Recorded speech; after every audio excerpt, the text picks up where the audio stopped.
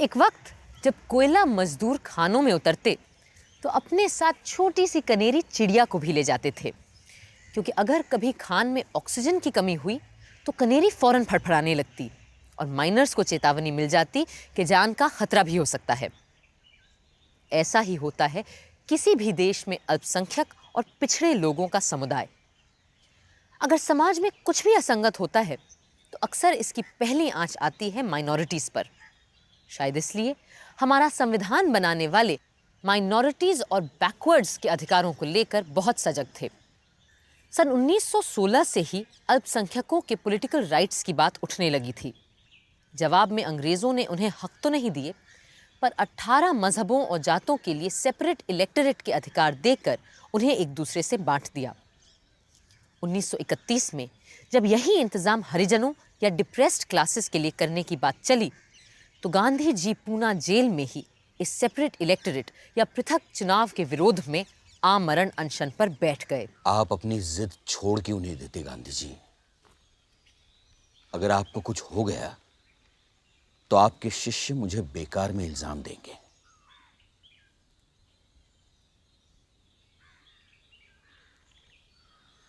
आमरण अनशन करने का फैसला मेरा अपना है, और अगर मुझे कुछ हो गया तो उसके लिए कोई और नहीं, सिर्फ मैं जिम्मेदार होऊंगा। पर अगर हरिजनों और बाकी हिंदुओं का बंटवारा हो गया तो उसके लिए जिम्मेदार आप होंगे अंबेडकर जी। हिंदू और हरिजन एक थे ही कब, जो अब आप उनमें बंटवारे की बात कर रहे हैं? आप सही कह रहे हैं। हिंदू संप्रदाय ने हरिजनों को सदियों से अछूत बना के रखा है, पर अब जब मौका आया है कि राजनीतिक रूप से दोनों साथ साथ आ सकें, तो आप क्यों हरिजनों के लिए अलग चुनावी व्यवस्था की मांग कर रहे हैं? गांधी जी, एक दिन वोटिंग बूथ में 7 वोट डाल देने से हिंदू और हरिजन एक नहीं हो जाएंगे। पर हरिजन हरिजनों को चुने और सवर्ण सवर्णों को। इस कायदे से तो तुम उन्हें हमेशा के लिए अलग रखने का इंतजाम कर रहे हो। मेरी तजवीज ये है कि हम हर बार कुछ ऐसी सीटें तय करें जिनमें हर एक को केवल हरिजन कैंडिडेट ही चुनने होंगे, फिर वो खुद चाहे किसी भी वर्ग वर्ण के क्यों ना हो। और बाकी सीटों पे भी हरिजन को उसी तरह से खड़े रहने का अधिकार होगा जैसे कि किसी भी हिंदुस्तानी को। मुझे सोचने के लिए थोड़ा वक्त चाहिए होगा गांधी जी। अंत में गांधी जी की बात डॉक्टर अंबेडकर ने मानी और दोनों ने प्रसिद्ध पूना समझौते पर दस्तखत किए। यूं दलितों के लिए अलग चुनाव व्यवस्था की बात खत्म हुई। दिसंबर 1946 संविधान सभा के बनते ही 1 महीने के अंदर सबसे पहले जो कमेटियां बनी थीं उनमें डिप्रेस्ड क्लासेस और माइनॉरिटी राइट्स की कमेटी भी थी, जिसमें पूरे 72 लोग थे। यदि आप मुझे आज्ञा दें तो मैं यहां इतिहास की बात करना चाहूंगा। प्रथम विश्व युद्ध के बाद पूर्वी यूरोप के कई देशों जैसे चेकोस्लोवाकिया, बुल्गारिया, हंगरी और ऑस्ट्रिया आदि में जहां माइनॉरिटीज के लोग बड़ी संख्या में रहते थे, यहां की सरकारों ने अपने संविधानों में माइनॉरिटीज के राइट्स को इंक्लूड किया। मगर इनकी गारंटी किसने दी? दूसरे बाहर के देशों की सरकारों ने। और नतीजा क्या हुआ कि द्वितीय युद्ध के आते आते इन जगहों से इन माइनॉरिटीज का अस्तित्व ही खत्म हो गया, मिट गए ये लोग नक्शे से। इससे एक सबक मिलता है कि माइनॉरिटीज को सुरक्षा कोई बाहर वाला नहीं दे सकता, बल्कि वही बहुसंख्यक समुदाय दे सकता है जिसके बीच में यह छोटा तबका रहता है। असल में सच यह है कि अक़लियत और अक्सरियत की खुशी ही नहीं, इनका अस्तित्व भी एक दूसरे पर निर्भर है। We are here not just for a formality, but for a real task. And I hope the work of this committee will bring concord, amity, goodwill, and trust in place of mutual strife that exists on the political stage today.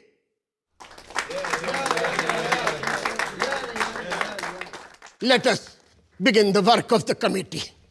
Committee बनते ही हर धर्म, जाति और उपजाति की तरफ से सुझाव और प्रस्ताव आने लगे। अगर ऑल इंडिया आधे हिंदू डिप्रेस्ड क्लासेस का कॉल था कि उनके साथ ज्यादतियां हुई हैं, तो किसी को लफ्ज़ हरिजन से आपत्ति थी और किसी को पूना पैक्ट से।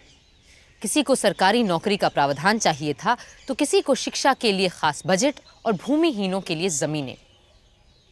श्वेतांबर जैनियों की शिकायत थी कि उनके साधुओं को भिखारी समझकर दबोचा जा रहा है। सिखों और मुसलमानों को अपने ज़बानों और रीति रिवाजों की फिक्र थी। अपने एक नोट में केटी शाह ने ऐसी मांगों का विरोध किया। व्यक्ति की आज़ादी और पूजा अर्चना की स्वतंत्रता के साथ साथ अपनी अपनी भाषा और संस्कृति को सुरक्षित रखने की बात भी उठाई जा रही है। किंतु अगर इस मांग को माना गया तो ना केवल विभिन्न समुदायों के बीच के अंतर बरकरार रहेंगे, बल्कि एक सांझी भाषा बनाने के काम में भी रुकावट आएगी। किंतु शायद इस मांग का विरोध करके झगड़ा बढ़ाने की बजाय यही सही हो कि इस बात को मान लिया जाए। धार्मिक रीति रिवाजों, रस्मों के मानने निभाने के नियमों में कोई परिवर्तन ना करना ही ठीक होगा। इस प्रश्न पर धार्मिक मजहबी संस्थाओं की समाज के पुराणपंथी सबल तबकों से खूब साठगांठ होती है और वो किसी ऐसे परिवर्तन को आसानी से बर्दाश्त नहीं करते हैं जिससे उनके वर्चस्व को ठेस लगे। हालांकि किसी भी संप्रदाय को सुरक्षा के नाम पर छूट देने से केवल प्रतिक्रियावाद या रिएक्शनिज्म को ही बढ़ावा मिलता है। अगले कुछ महीनों में जब कमेटी फिर मिली तो कई महत्वपूर्ण बातें समाज के उन वर्गों को लेकर हुईं जिनकी हिफाजत और बढ़ावा हम सबकी जिम्मेदारी है। As far as properties are concerned, we ought to provide for restrictions in public interest for the protection of minority and backward groups. Absolutely. And this is very important. Very, very important. You see, I being an Adivasi can vouch for the fact that this one thing either makes me, gives me a new life or finishes me off completely.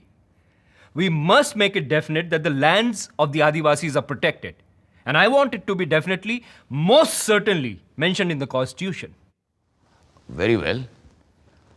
In pursuance of what Sri Jaipal Singh has just said, we might add, after public interest, including the protection of minority groups and tribes. Why not? उस दिन एक हक तो हमने हर आदिवासी को दे ही दिया कि उनकी भूमि न कोई खरीद सकता है और न वो उसे किसी गैर आदिवासी को बेच सकते हैं।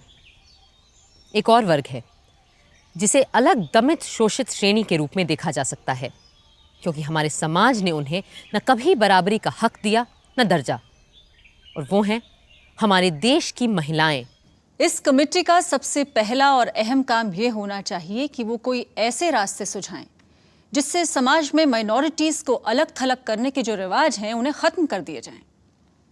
इनमें माइनॉरिटी ग्रुप्स हैं, अंडर प्रिविलेज्ड हैं, दमित लोग हैं और औरतें भी हैं। मेरे हिसाब से औरतें इस समाज की सबसे बड़ी माइनॉरिटी इकाई हैं। न सिर्फ रस्म रिवाज हमेशा से हम औरतों के साथ बेरहमी का सलूक करते आए हैं, बल्कि कानून भी हमेशा से औरतों की मुखालफत में लामबंद रहा है और आज भी है। लेकिन औरतों ने कभी अपने आप को इस समाज से अलग नहीं माना है, ना आगे मानेंगे। हम सिर्फ इतना मांग रहे हैं कि औरतों को भी कानून के समक्ष, समाज में और शिक्षा के मामले में बराबरी के हक मिलें, क्योंकि ये हर इंसान का हक है। राजकुमारी अमृत कौर एक अच्छी ईसाई महिला थीं और हर एक की अच्छाई पर यकीन करती थीं, पर दूसरों को इतना भरोसा नहीं था। The tendency of the majority, as of all those in power, is to make little of the rights and liberties of a minority. This is supported by the history of every age and country. That's why every kind of minority requires safeguards for the defense and preservation of its rights and liberties. मेरा ये मानना है कि minority को कभी majority से अपनी सुरक्षा की भीख नहीं मांगनी चाहिए, बल्कि पूरी हिम्मत से अक्सरियत की दरियादिली पे भरोसा रखना चाहिए, क्योंकि मेरा मानना है कि कोई भी संविधान चाहे कितनी भी बारीकी से क्यों ना लिखा गया हो, इस बात की गारंटी नहीं दे सकता कि अब सारी अदावत और लांग डांट मिट जाएंगी। ये भरोसा तो सिर्फ और सिर्फ लोगों का आपसी प्यार और भरोसा ही दिला सकता है। If that is so, we must have provision for adequate representation of all such minorities in all departments of administration. मेरे विचार से हमें समग्र रूप से देखना होगा कि हम संविधान में अल्पसंख्यकों की हिफाजत के लिए किन रक्षा उपायों का इस्तेमाल कर सकते हैं। राजनैतिक रूप से, आर्थिक, सामाजिक, धार्मिक, शैक्षिक रूप से, सांस्कृतिक रूप से भी हमें ऐसे कुछ सेफगार्ड्स बनाने पड़ेंगे कि हमारे अल्पसंख्यक समुदायों की पूरी सुरक्षा हो सके। I agree with you. और कितने दिनों तक हम ये रक्षा कवच प्रदान करेंगे, ये भी हमें तय करना होगा, और ये कि कब इसे समाप्त कर दिया जाए। We will abolish them when we do not need them. नहीं, हमें अपने लिए एक समय सीमा तय करनी पड़ेगी कि इतने दिनों में हम अपने समाज से पिछड़े और अगड़े वर्गों का भेद मिटा देंगे जिसने सदियों से हमें बांध कर रखा हुआ है। मेरे विचार से असल में उस दिन भारत सचमुच में आजाद होगा। उस दिन ये तय हुआ कि यदि कमजोर पिछड़े वर्गों को 10 साल तक संविधान का सहारा और सुरक्षा मिले तो वो बाकी समाज के बराबर पहुंच जाएंगे। पर सामाजिक समरसता पाना शायद 10 वर्षों नहीं 10 दशकों का काम है। संविधान बदलना तो आसान है, पर मानसिकता बदलना। इसीलिए डॉक्टर अंबेडकर और दूसरे दलित नेता चाहते थे कि चुनाव, सरकारी नौकरियों और कैबिनेट में भी पिछड़े वर्गों के लोगों के लिए आरक्षण हो। इस मुद्दे पे जबरदस्त बहस होना लाजमी था। My suggestion is, in an election to the Legislative Assembly or the Parliament, it should be made mandatory that the candidates from the majority community should poll a minimum number of votes from the members of the minorities. And only then they should be declared elected. पर इस तरह आप घुमा फिरा कर फिर से separate electorate की बात नहीं ला रहे हैं Ambedkar ji? Not at all. पर इस कदम से इतना तय हो जाएगा कि मेजॉरिटी कम्युनिटी के कैंडिडेट्स अगर चुने जाएं तो उन्हें दूसरी कम्युनिटीज के लोगों की हामी भी लेनी होगी, वरना तो मेजॉरिटी कम्युनिटी वाले अपनी गिनती और शक्ति के बल पे अपनी ही मनमानी चलाते रहेंगे।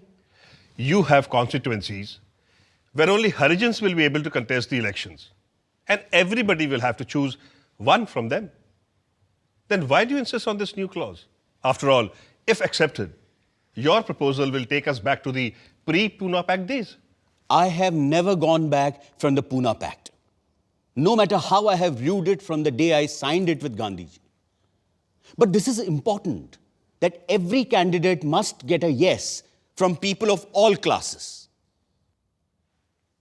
Well, if you insist, then I have to take a vote on your proposal.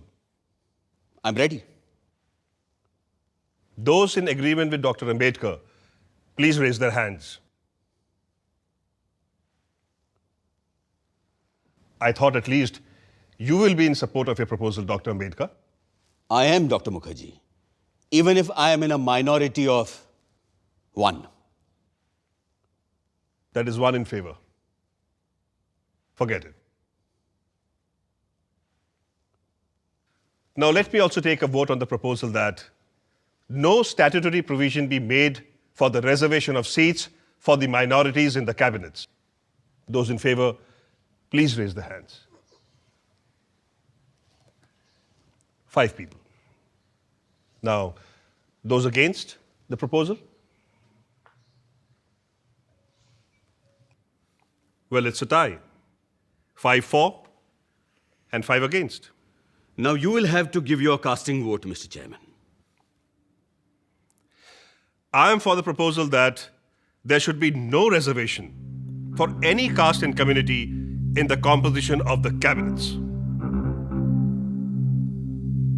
Vote से ये भी तय पाया गया कि नौकरियों में अनुसूचित जातियों, असम के आदिवासियों, पिछड़े मजबी सिखों और एंग्लो इंडियंस को भी आरक्षण मिले।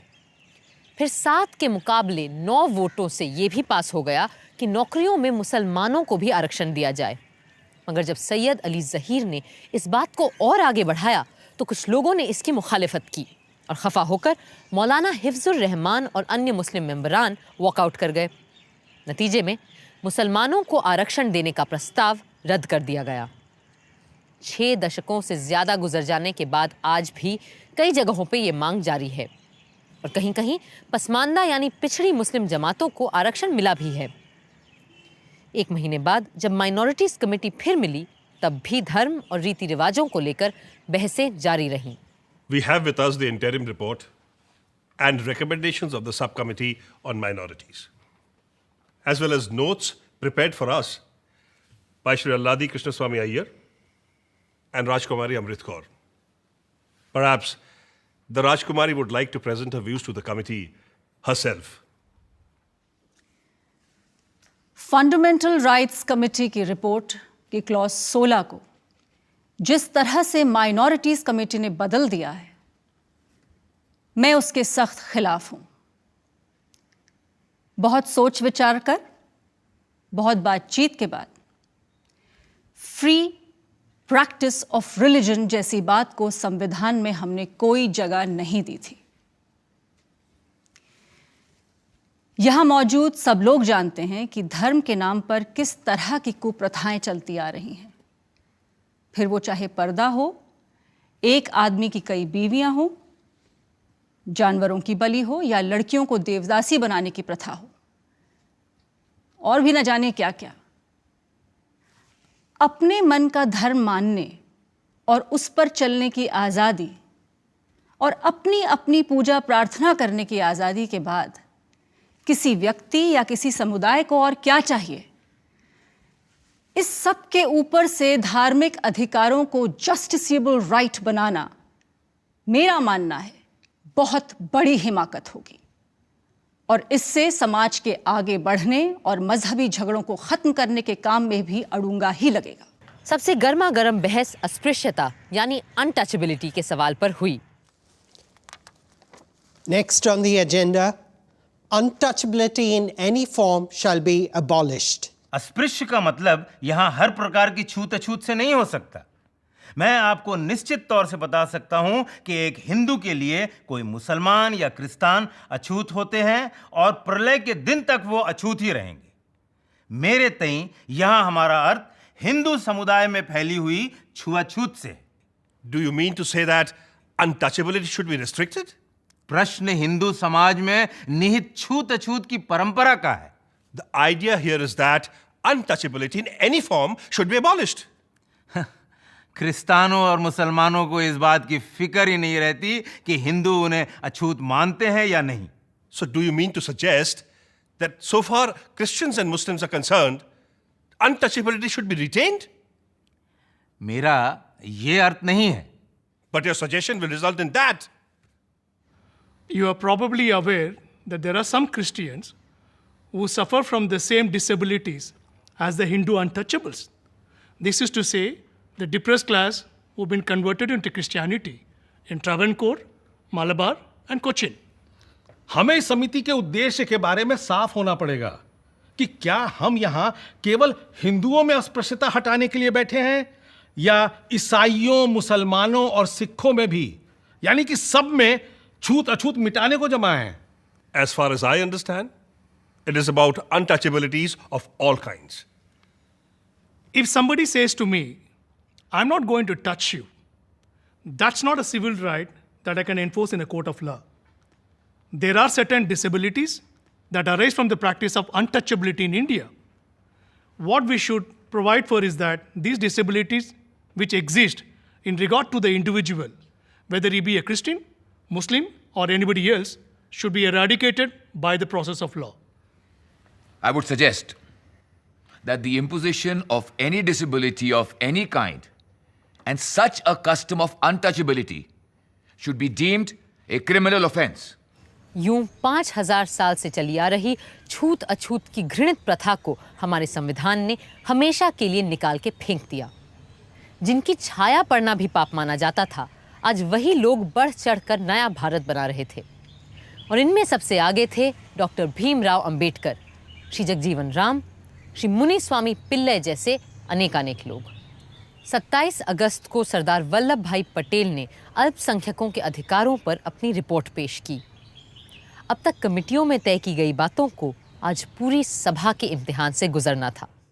On behalf of the advisory committee, I beg leave to place this report on minority rights before this House. I am happy to say that this report has been a result of the general consensus of the opinion of minority itself and the majority. We have tried as far as possible to meet the wishes of all the minorities. Now, let us hope that we will leave this legacy of bitterness behind, forget the past, and start with a clean slate. जहाँ तक legislatures में नुमाइंदगी का प्रश्न है, यानी joint electorates रहे या सेपरेट इलेक्टोरेट, इसको लेकर एक दशक से काफी हंगामा हो चुका है, जिसका नतीजा हमारे लिए बहुत दुखदायक साबित हुआ है। अब सब इस राय पे एकमत है कि पृथक निर्वाचन क्षेत्र को खारिज करके आइंदा सारे के सारे निर्वाचन क्षेत्र साझे ही रहेंगे। ये फैसला एक बहुत बड़ा और सुखदायक कदम है। आगे हमने ये भी फैसला किया है कि सरकारी नौकरियों में कुछ विशेष कम्युनिटीज के लिए आरक्षण जरूरी है, विशेष करके एंग्लो इंडियन कम्युनिटी, अनुसूचित जातियां और जनजातियों के लिए कई लिहाज से अलग प्रावधान करने होंगे। उस ऐतिहासिक रिपोर्ट के समर्थन में उठी पहली आवाज थी मद्रास के श्री मुनिस्वामी पिल्लई की। Sir, the document that has been produced by the advisory committee, I consider to be the Magna Carta for the welfare of the Harijans of this land. One question that has been in the mind of everybody is whether the Pune Pact will show any signs of change in the heart of the caste Hindus of this country. The very inclusion of Dr. Ambedkar in the present Dominion cabinet is a change of heart of the caste Hindus, that the Harijans are not anymore to be neglected. Mr. President, sir, I believe that today's conditions are a challenge to the minorities. Every wise minority will look forward to a time sooner or later when it will take its place not under some communal label or designation, but as part and parcel of the whole Indian community.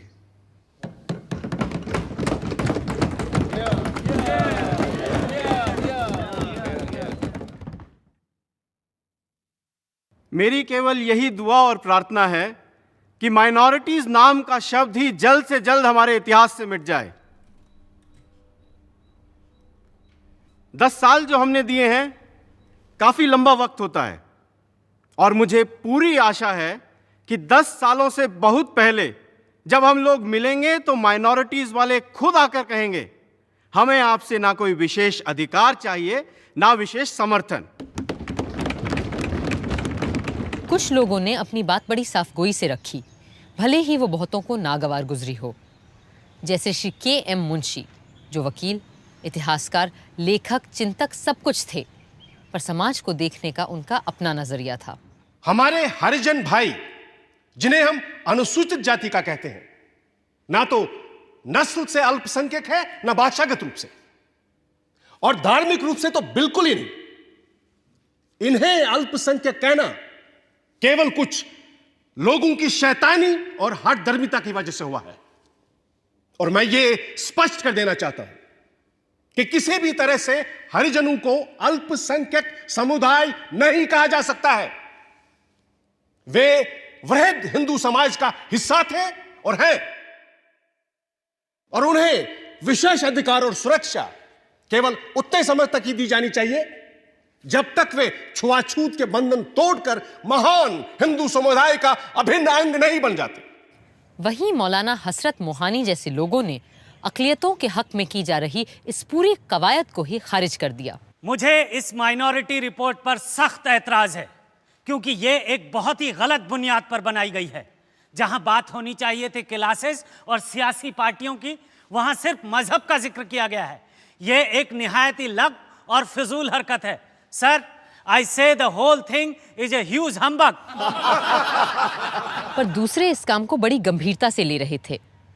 आदिवासियों और जनजातियों की नुमाइंदगी कर रहे थे छोटा नागपुर के मुंडा जनजाति के Shri Jaipal Singh Munda.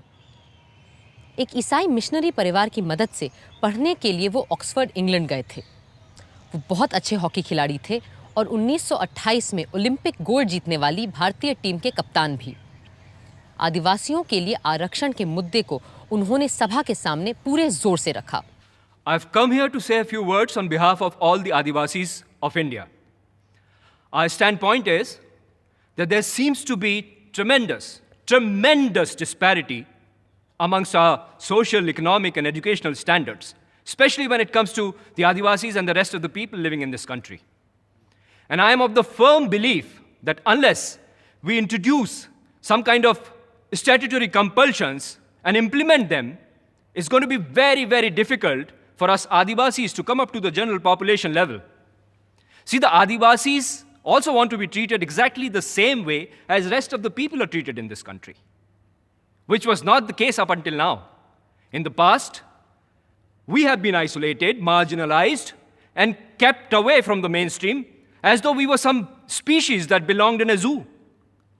See, the whole point is that you've got to mix with us, and we are willing to mix with you. And that is precisely why we have insisted on the reservation of seats. Sardar Patel की report तो पास हो गई, पर जब उसके appendix का number आया तो कई अमेंडमेंट्स रखे गए। और अब सरदार पटेल के सामने थे सरदार बहादुर बी पोकर साहब। उनकी तजवीज़ थी कि सन 1936 में मुसलमानों को मिले अलग चुनावी अधिकार बरकरार रहने चाहिए। On the consideration of the report of the Advisory Committee of the Minorities, Fundamental Rights, etc., on minority rights, this meeting of the Constituent Assembly resolves that all elections to the central and provincial legislatures should, as far as Muslims are concerned, be held on the basis of separate electorate.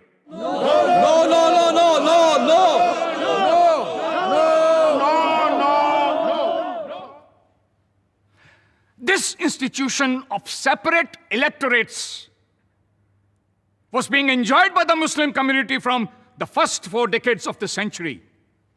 That is, for over 40 years. And now the moment independence has been obtained, it has been abolished. This would give rise to the feeling amongst Muslims that at this critical stage, they are being deprived of the benefits of this institution. And they are being ignored. And their voices stifled.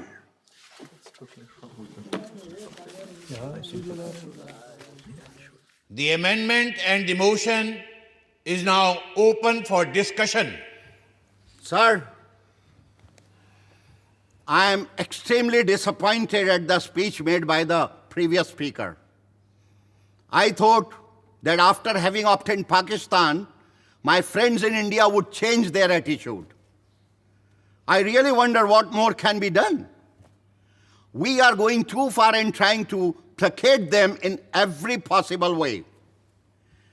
Under the joint electorate system, a Hindu can represent a Muslim and a Muslim can represent a Hindu.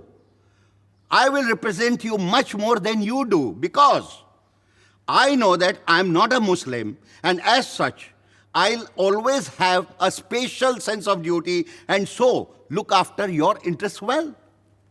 So why not take advantage of that? And this is possible only if we have joint electorates. It would not be wrong for me to quote Mr. Jinnah in this connection. Whatever he may have said before partition, now this is what he said, and I quote, "My idea is to have a secular state here." Somebody asked, religious or secular? And he said, "Hindus and Muslims are alike to me, and they should have equal opportunity. I'm trying to make a common nation for both of them." I myself am not prepared to call a single individual a minority. I do not like the word minority at all. Therefore, I am saying I am opposed to this amendment. कई लोग बोले, कुछ संशोधन प्रस्ताव के पक्ष में, पर ज्यादातर विरोध में। आखिरी वक्ता थे पंडित गोविंद बल्लभ पंत।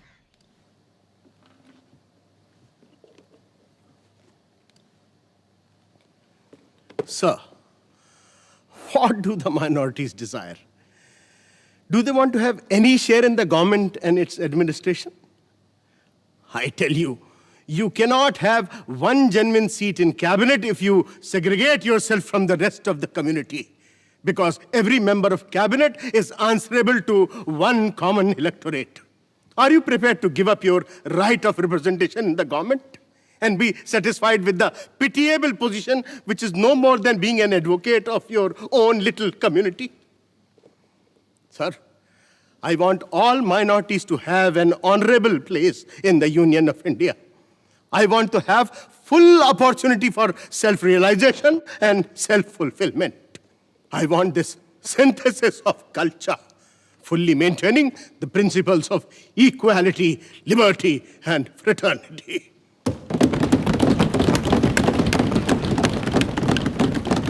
अंत में सरदार पटेल प्रस्ताव के बचाव में खड़े हुए।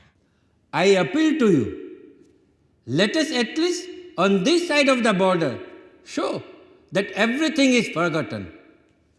And if we want to forget, then let us forget what has been done in the past and who is responsible for what is happening today. Therefore, I once more appeal to you to withdraw this amendment and let us pass this unanimously. So the world outside will also understand that we are united.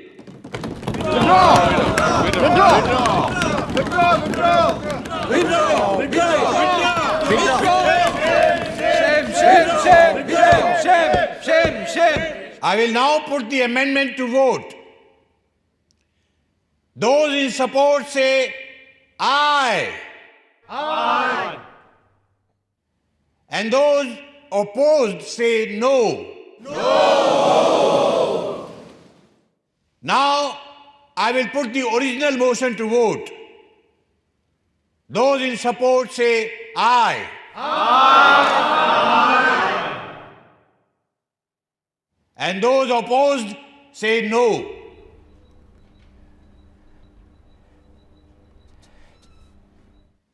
Ayes have it. Ayes have it. Ayes have it. The motion is adopted. उस दिन ये तय हो गया कि भारत में अब किसी भी संप्रदाय या धर्म का इंसान किसी की भी नुमाइंदगी कर सकता है और हम किसी भी मजहब के मानने वाले को अपना नुमाइंदा चुन सकते हैं। ये एक क्रांतिकारी कदम था, पर कई सदस्य इससे भी आगे बढ़कर कमजोर, पिछड़ों और अल्पसंख्यकों के लिए अलग किसी भी प्रावधान के बिल्कुल खिलाफ थे। अध्यक्ष महोदय, अगर बैकवर्ड क्लासेस को मदद और हिफाजत चाहिए तो उसके बहुत से रास्ते हैं। उनके गुणी छात्रों को वजीफे दीजिए, दूसरी आर्थिक इमदाद दीजिए, उनके लिए पढ़ाई की संस्थाएं खोलिए जिससे वो जीवन में आगे और ऊपर जा सकें। पर इस तरह बैकवर्ड और फॉरवर्ड क्लासेस के नाम पर समाज को हमेशा हमेशा के लिए बांट देना एक ऐसी हिमाकत होगी जिसकी कीमत पूरे समाज और पूरे देश को अनंत काल तक चुकानी पड़ेगी, और इसके नुकसान का हम अभी अंदाजा नहीं लगा पाएंगे। कई और सदस्यों का भी यही ख्याल था। Reservation of seats today has absolutely no meaning. And especially, reservation of seats for Muslims can have absolutely no justification. After having divided the country on basis of two-nation theory with all its implications, after having provided in the Constitution fundamental rights, some of which are justiciable, after having provided in the Constitution directive principles of governance, after having provided adult suffrage in the Constitution, after having done all this, does anyone feel called upon to provide for any reservation?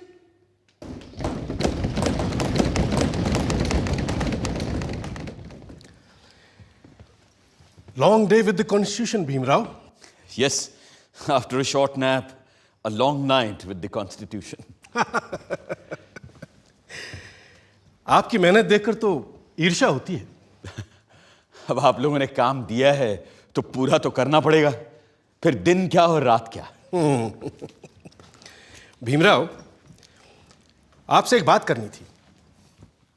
जी बोलिए। आपने तो देखा ही है सभा में कितने लोग सरकारी नौकरियों में आरक्षण का विरोध कर रहे हैं। अब अगर शेड्यूल कास्ट और शेड्यूल ट्राइब वालों को आरक्षण दिया गया तो आप तो जानते ही हैं फिर सिख, ईसाई, पारसी, मुसलमान कोई पीछे नहीं रह जाएगा। हाँ, मगर सिख, ईसाई, पारसी, मुसलमान या किसी और का मुकाबला अनुसूचित जनजातियों के साथ नहीं हो सकता। ये सारी जातियां पैसे वाली भी हैं और सोशली सिक्योर्ड भी। ठीक बात है, पर अगर एक बार आरक्षण का दरवाजा खुल गया तो देखिएगा सभी लोग अपना हक मांगेंगे और हिंदुओं के लिए सरकारी नौकरियों में जगह नहीं बचेगी, जबकि संख्या में वो सबसे ज्यादा है। आप चाहते क्या हैं? सिर्फ मैं ही नहीं, सरदार पटेल भी यही चाहते हैं कि हो सके तो संविधान में आरक्षण की बात ही हटा दी जाए। मेरे रहते संविधान से आरक्षण नहीं हटने वाला, चाहे आप कितना भी जोर लगा लें मुंशी जी। पर कोई रास्ता तो हो सकता है ना? हाँ, एक रास्ता है। मैं ही हट जाता हूं संविधान की ड्राफ्टिंग कमेटी से। अरे फिर आप लोग जैसा चाहें वैसा संविधान बना लीजिएगा। सुनिए भीमराव, भीमराव सुनिए तो। उस दिन से डॉक्टर अंबेडकर ने संविधान का मसौदा बनाने का काम बंद कर दिया और ये भी संदेशा भेज दिया कि वो ड्राफ्टिंग कमेटी से ही नहीं, लॉ मिनिस्टर के पद से भी इस्तीफा दे देंगे। ऐसे गुणी, मेहनती और जिम्मेदार इंसान के जाने की आशंका से खलबली मच जाना लाजमी था। अब एक ही रास्ता सामने था और एक ही संकट मोचक।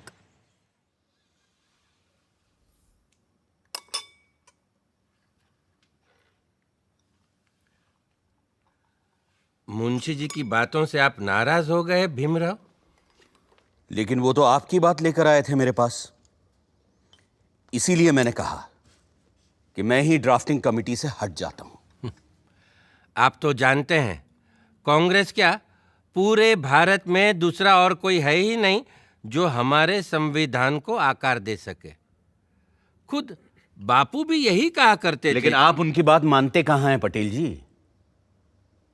गांधी जी पिछड़ों को रिजर्वेशन देने की मेरी तजवीज से सहमत थे। पंडित नेहरू ने तो खुद पंडित होते हुए भी यह कहा कि सदियों से हिंदुओं ने निरीह अछूतों और आदिम जातियों को बेबसी, दरिद्रता और अशिक्षा में रखा। फिर अगर हमें उन्हें सबके साथ बराबर लाना है तो हमें उन्हें स्पेशल ट्रीटमेंट देना ही होगा।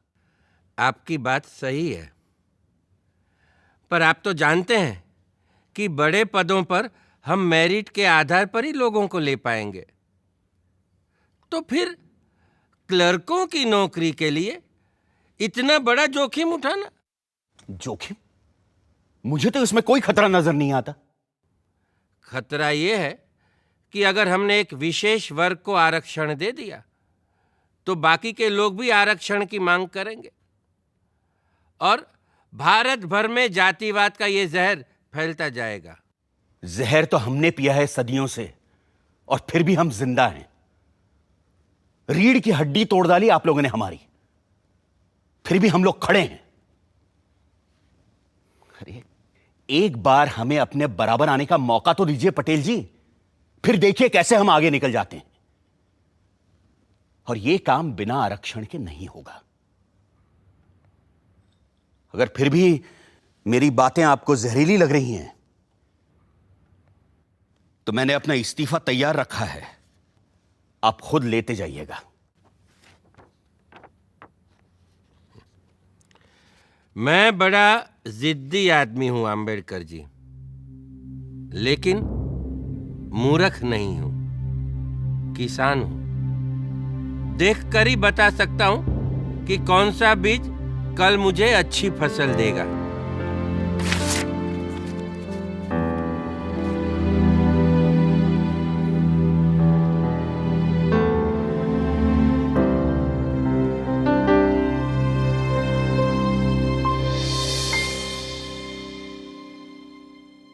इस तरह डॉक्टर अंबेडकर भी रहे और शेड्यूल्ड कास्ट्स और शेड्यूल्ड ट्राइब्स के लिए दिए गए रिजर्वेशंस भी। पर कई दूसरों ने अनुसूचित जातियों और जनजातियों के दायरे को बढ़ाने की बात सामने रखी और समाज के उस हिस्से की बात भी की जिसे हम आज अन्य पिछड़ी जातियों या ओबीसी के नाम से जानते हैं। मद्रास जैसे प्रबुद्ध और विकसित प्रदेश में विभिन्न जातियों के ग्रुप्स बनाए गए और हर ग्रुप को अपनी आबादी के आधार पर सरकारी नौकरियों में स्थान दिया गया। यह प्रणाली बहुत ही सफल साबित हुई और इसका नतीजा यह हुआ कि मद्रास भारत की विकसित और प्रगतिशील प्रांतों में गिना जाने लगा। मगर अन्य सूबों में ऐसा कुछ नहीं हो पाया, विशेषकर सेंट्रल प्रोविंस बेरार, जहां इस सिरे से उस सिरे तक हर विभाग में एक ही जाति विशेष के 90% अफसर नियुक्त किए जाते हैं। मेरी मांग सिर्फ इतनी है कि न्याय और निष्पक्षता को मद्देनजर रखकर उन लाखों करोड़ों को भी अवसर मिलना चाहिए जो फिलहाल आप लोगों से कॉम्पीट करने की स्थिति में नहीं है। केवल अनुसूचित जातियों या अनुसूचित जनजातियों को पिछड़ों की श्रेणी में रखना कहां तक उचित है? उनसे भी अधिक करोड़ों पिछड़े लोग हैं और इन सब के लिए ना ही कोई प्रावधान है न व्यवस्था। इसी बात को और विस्तार से रखा बिहार के श्री चंद्रिका राम ने। जनाब सदर साहब, मेरे जानते आज समाज 3 वर्गों में विभाजित है। पहले वर्ग में हिंदू समाज के वो लोग हैं जिनको हम सवर्ण कहते हैं और आखिर में वो लोग हैं जिनको depress class, untouchable, schedule caste या हरिजन कहते हैं। लेकिन इस देश का एक बहुत बड़ा हिस्सा वो है जो इन दोनों के बीच में है, जिसको बैकवर्ड कहा गया है। मैं आपको केवल नमूने के लिए बिहार की बात बता दूं कि वहां इस बैकवर्ड क्लास में, जिसे सेंसस में भी कहा गया है, उस बिहार में सबसे बड़ी पॉपुलेशन है। उनके प्रतिनिधित्व को देखें तो आपको पता चलेगा कि वहां कोई है ही नहीं, सिवाय एक कम्युनिटी को छोड़कर, जिसे हम लोग अहीर कम्युनिटी कहते हैं। बैकवर्ड क्लास हरिजन क्योंकि बैकवर्ड क्लास है इसलिए हम उसको इतनी सुविधाएं देते हैं। और क्यों ना वो आर्ग्यूमेंट हम उन पर भी लागू किया जाए और उन लोगों को भी वही सुविधाएं और वही रिजर्वेशन दें। जो लोग ऐसा समझते हैं कि इस देश में बैकवर्ड नहीं है, तो उनको मैं इतना ही कहना चाहूँगा कि इस देश के इतिहास को, समाज की प्रगति को और आज के हालातों को आंखें मूंद कर देख रहे हैं, वो आंखें खोल कर नहीं। कई लोगों को डर था कि पिछड़ी जातियों के दायरे को बढ़ाते जाने से कहीं उन लोगों के अधिकार कम न हो जाएं जिन्हें संवैधानिक सहारे की सबसे ज्यादा जरूरत थी। If this happens, then I'm afraid the scheduled caste will never get a chance, as the word backward would be interpreted in such a way that the people of other caste will also claim to be backward and get the chances on the reserve post. Therefore, sir, before resuming my seat, I would request you to see that the machinery which will operate this clause should be so pure that a clear distinction should be made between the scheduled caste and the other people who come under the category of backward classes.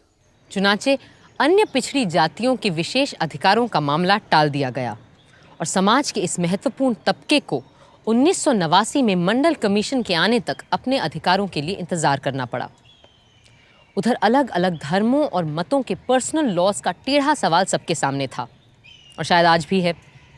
एक uniform civil code बनाना जहां संविधान की जिम्मेदारी थी, वहीं personal laws को सम्मान देना भी। 19 नवंबर 1948 को श्री H.C. मुखर्जी सदन की सदारत कर रहे थे जब ये सवाल सभा के सामने आया। Sir, Mr. President, sir, I have not caught your eye, sir. Unfortunately, I have only two eyes. They will be turned to your side the next time. Why do you not have a third eye, sir?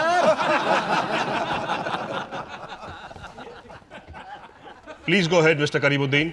Sir, my submission is that personal law should be respected, and this should be embodied in this constitution. The people outside and the members of this Constituent Assembly must realize that a Muslim regards personal law as part of the religion. And I really assure you that there is not a single Muslim in this country, at least I have not seen one, who wants change in the mandatory provision of the religious rights and personal laws. And if there is anyone who wants change in the mandatory principle or religion as a matter of personal law, then he cannot be a Muslim.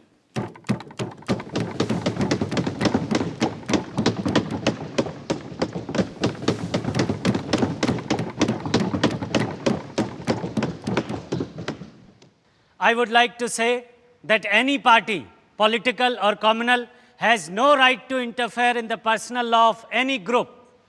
More particularly, I say this regarding Muslims. There are three fundamentals in the personal law, namely religion, language, and culture, which have not been ordained by human agency. The personal law regarding divorce, marriage, and inheritance has been derived from Quran, and its interpretation is recorded therein. If there is anyone who thinks that he can interfere in the personal law of Muslims, then I would say to him, the result will be very harmful. Mohani साहब आप कृपया करके बैठ जाइए बैठ जाइए बैठ जाइए बैठ जाइए बैठ जाइए आप बैठ जाइए I say from the floor of this house that they will come to grief. Muslims will not submit to any interference in their personal law. If anybody has got the courage to say so, then I declare. Sit down. क्या declare करना चाहते हैं मौलाना साहब आप? क्या बातें कर रहे हो? सब कितना बोलते हो आप? अरे बंद करो बोलना यार. Sit down. बैठ जाइए आप. Order. मौलाना साहब आप बैठिए. फूल सिंह जी, बैठ जाइए आप. मैं इस हाउस से साफ ऐलान कर देना चाहता हूं कि इस मुल्क का मुसलमान किसी को हमारे पर्सनल लॉ यानी शरिया के मुद्दे पर दखल अंदाजी बर्दाश्त नहीं करेगा, और अगर किसी ने जुर्रत की तो हम जी जान से उसकी मुखालफत करेंगे, और ये गुस्ताखी करने वाले को पूरे मुस्लिम समाज की अहद और इरादे की मजबूत दीवार को तोड़कर गुजरना होगा. इस तरह की बातें कर रहे हैं, बैठ जाइए. मोहानी साहब आप कृपया करें. वली में विश्वास करने वालों को उनके पर्सनल लॉ के आधार पर नरसंहार करने की अनुमति दे देंगे. अरे क्या बात है? बहुत बोल चुके हैं. बैठो नीचे. सब कितना बोलोगे आप? अरे बैठो नीचे. ऑर्डर. आप धमकी देना चाह रहे हैं? किस तरह की धमकी दे रहे हैं? कैसी भाषा का प्रयोग कर रहे हैं सदर साहब? क्या बात कर रहे हैं? Order. Will the honorable members of the house please take their seats? Please बैठ जाइए. बैठिए. आप भी बैठ जाइए. बैठिए, प्लीज बैठिए. Our Mohammedan friends who moved the amendments wanted a double guarantee that their personal law ought not to be interfered with. My submission is that it is totally impractical. For in an advanced society, even the members who belong to a particular community may desire their personal law to be changed.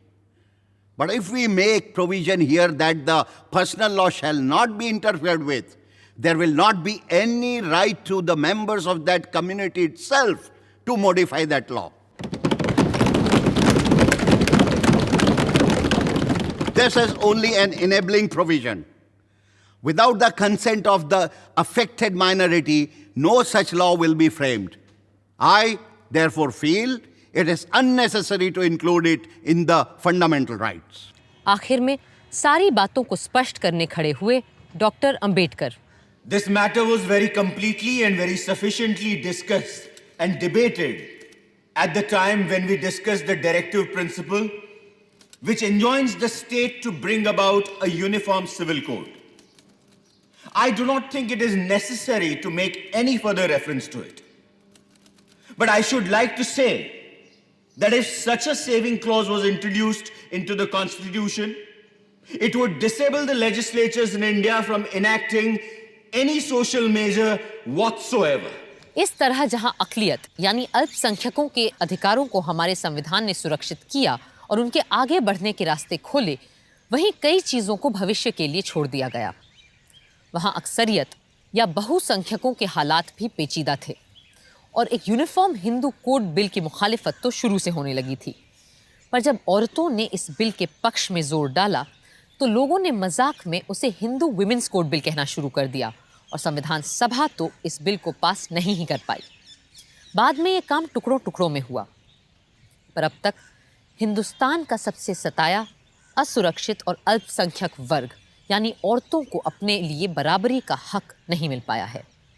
और जिस दिन हमारा समाज अपनी महिलाओं को रक्षा और सम्मान देगा, उसी दिन हम सच्चे मायने में आगे बढ़ पाएंगे।